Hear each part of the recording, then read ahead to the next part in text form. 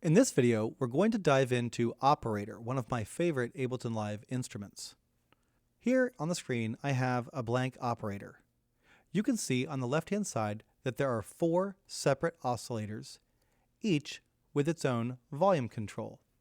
An oscillator combined with an amplifier is known as an operator, hence the name of the plugin. Each oscillator has the same controls: coarse tuning, fine tuning, and a level control. We'll come back to this fixed box in a few minutes. Each of these oscillator sections has an amplitude envelope that you can adjust, and it has a wave selector with a wide variety of waves available. For instance, the default wave for oscillator A is a sine wave. But I could make it a saw wave instead.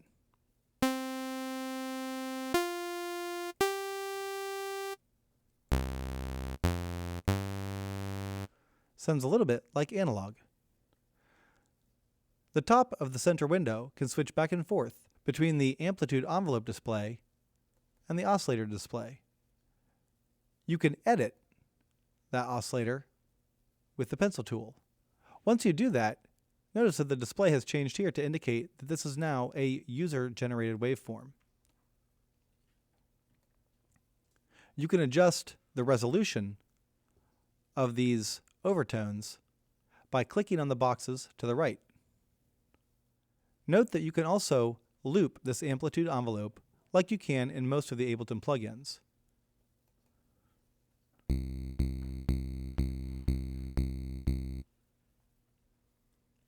Each one of these oscillators has the same set of controls.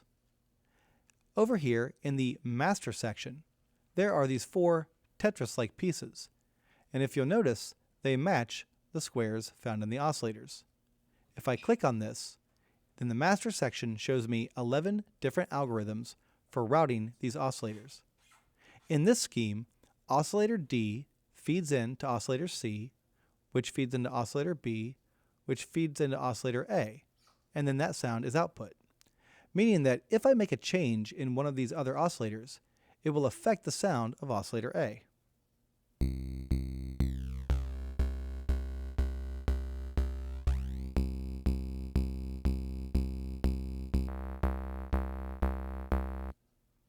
There's a seemingly endless possibility of interaction between these oscillators in this setup. However, if I don't want the oscillators to affect each other, I can choose instead to have 4 independent oscillators with routing algorithm 11. You should take some time to explore each one of these routing schemes to see how they can affect and shape your sound. In addition to the oscillators, there is a built-in LFO, a filter, and a pitch envelope. By now, you should know what each of these modules do, so I'm not going to go over them in depth, except to point out that there are several destinations possible for both the pitch envelope and the LFO. The pitch envelope can be set to affect all 4 oscillators and the LFO. If you don't want the pitch envelope to be applied to one of those destinations, simply click the box and it will no longer be applied there. There's also a second destination, destination B, and you can choose from a wide variety of destinations for the pitch envelope to affect that parameter. There's also a glide control, similar to the one in analog. The LFO has the option of being applied to all 4 oscillators and the filter frequency. There's also a destination B for it as well. Finally, you can use key tracking and velocity tracking to affect the amount of the LFO and the rate of the LFO. Aside from the algorithms in the master section, there's also a general tone control, and this is used to counteract aliasing that can occur at very high frequencies. And there's a master volume.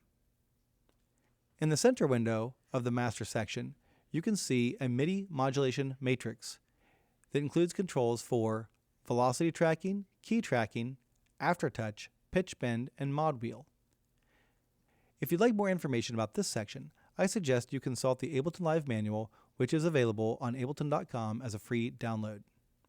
Now, back to oscillators A, B, C, and D. This fixed box is very interesting.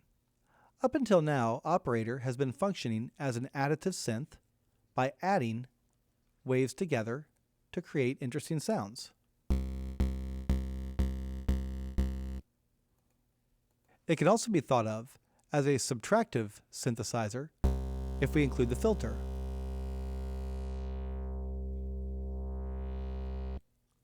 But one of Operator's lesser-known features is the fact that it can be used as a frequency modulation or FM synthesizer. If I click the fixed frequency box on one of these oscillators, then instead of responding to the notes of the piano keyboard with different pitches, it will play a fixed frequency. In this case, oscillator D is going to play a 100 Hz tone. And because oscillator D is feeding into C, then B, then A, this 100 Hz tone is going to modulate the other oscillators.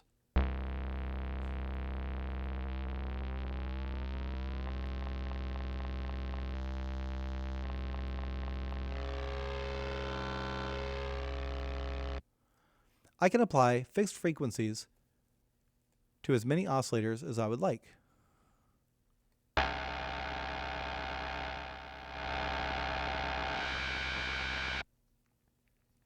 Frequency modulation is like LFO modulation, except it's in the audible domain. 771 Hz is an audible wave, but we're using this wave to modulate the next oscillator down. The effects of frequency modulation are frequently hard to predict, but in general it creates inharmonic metallic sounds. Your best bet is to experiment with this FM synthesis by using these fixed frequency boxes, adjusting the parameters, and saving sounds when you come to something you like.